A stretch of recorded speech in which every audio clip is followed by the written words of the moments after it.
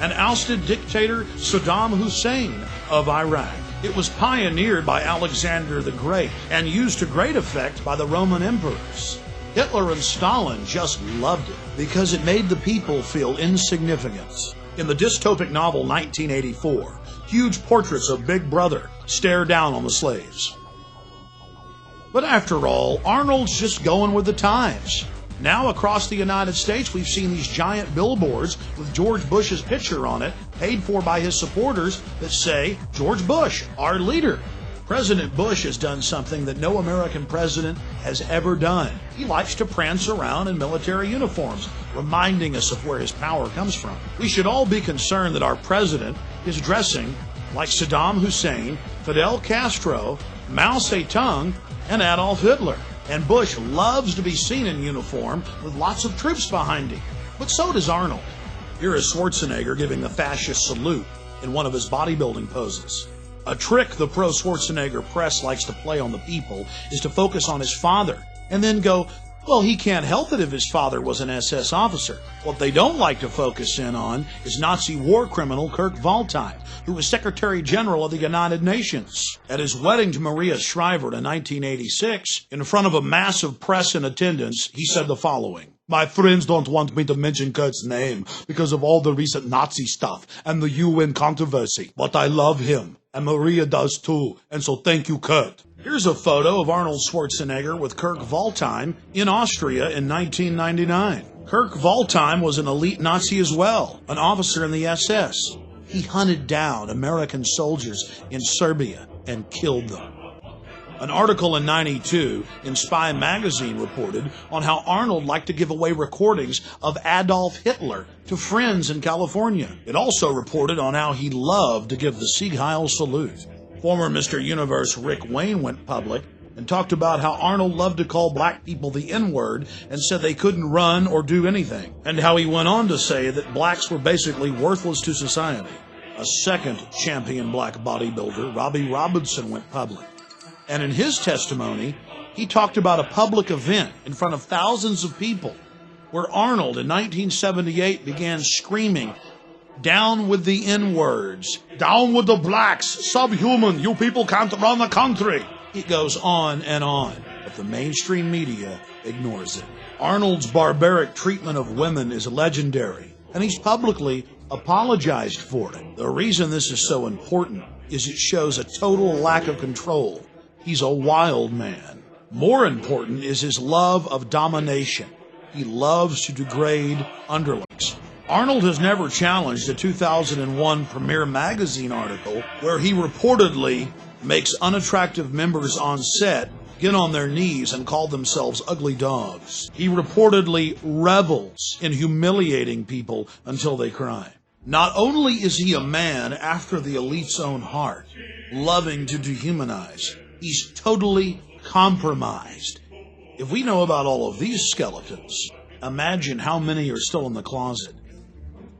In a sit-down interview Arnold gave We magazine, he talked about drug use and sex orgies. The elite just loves that. Total control over their puppet. Then there's all the publicly available gay porn. That's right. In gay porno mags, Arnold's done some spreads. But on top of it, there's the private collections of people like Robert Mapplethorpe, who was a pioneer in hardcore homosexual pornography. One of the biggest problems in Arnold's portfolio of horrors is his admitted use of anabolic steroids. Anabolic steroids, especially heavy use, can permanently change one's psychological makeup. He's also been a poster child for steroid use that has been a ravage on the youth of America. But being a bad role model is nothing compared to the psychological effects that include mania, roid rage, extreme aggression, delusions of grandeur. This is what testosterone and its derivatives cause. It's in the medical handbooks. So let's look at this again. An individual who says he wants to be a dictator, who reportedly hands out recordings of Adolf Hitler's speeches, who openly promotes admitted Nazis like Kurt Waldheim after they're exposed as Nazis and doesn't apologize about it, now wants to be our president. And he's taken a drug that can permanently alter the chemistry of the brain, making you domineering and aggressive and delusional. We're talking about Arnold Alois Schwarzenegger being positioned to be president of the United States, in control of all of our military forces. Think about this compromised individual. In control of our B-2 bombers, our nuclear submarines, our nuclear missiles, our Air Force, our Army, our Navy, everything. You put that together with the police in black uniforms, the ski mask, the Patriot Act. It's a nightmare. And we have the very same elite that tried to bring Hitler to power now pushing Schwarzenegger. It's up to you, America. You better research these facts for yourself and take action to defend our republic from enemies foreign and domestic.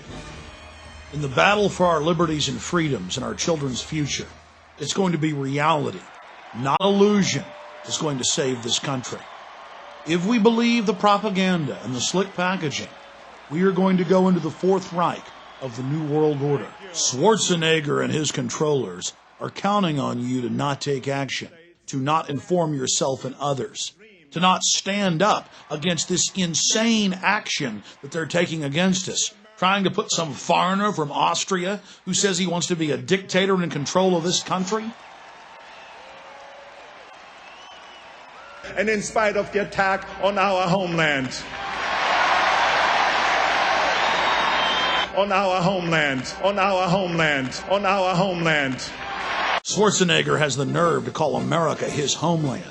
By definition, your homeland is the country where you were born. And that country for you, Arnold, is Austria, of the Black Eagle and Lederhosen, where your father was an SS officer, where your mother, when he died, married another top SS officer. That's your homeland. Your homeland is the birthplace of Adolf Hitler, and America will never be your homeland. Your claim of America as your homeland is as false as everything else you do. Then Arnold went into a very revealing diatribe where he talked about the police state in Austria, a police state his father helped set up. The problem is America's turning into that very police state. It's a mirror image. When I was a boy, the Soviets occupied part of Austria. I saw their tanks in the streets. I saw communism with my own eyes. I remember the fear we had when we had to cross into the Soviet sector. Growing up, we were told, don't look the soldiers in the eye, just look straight ahead. It was common belief that the Soviet soldiers could take a man out of his own car and ship him back to the Soviet Union as slave labor. Now, my family didn't have a car, but one day we were in my uncle's car. It was near dark as we came to the Soviet checkpoint. I was a little boy. I was not an action hero back then. But I remember how scared I was that the soldiers would pull my father or my uncle out of the car and I would never see them again. My family and so many others lived in fear of the Soviet boot. Well, Arnold, now America imprisons more people than any other country on the face of the earth. And American children grow up in the high-tech police state that your masters have built. After winning the rigged election against his cousin John Kerry, Bush said that he had political capital. He went on to explain that meant he could do whatever he wanted to. Look at the number of uniformed personnel, all of them armed. It's estimated there are 60,000 armed and uniformed members of law enforcement here. Roughly one police officer or soldier tasked to this duty per every 4 or 5 spectators, the highest ratio in history. You've driven around this city, Chris, the last couple of days. Brian and I were talking about it. It was close to an armed camp. Ladies and gentlemen, the President of the United States, George W. Bush, and First Lady Laura Bush. Wave to them. Let them know that you love America. Administer the presidential oath of office. Justice Rehnquist. Lord Bush went on to give an oath that he would protect and defend the Constitution, when all he's been doing is trying to dismantle it. His new Attorney General, Alberto Gonzales, has said publicly that President Bush is above the law, above the Constitution, a dictator. Will you raise your right hand?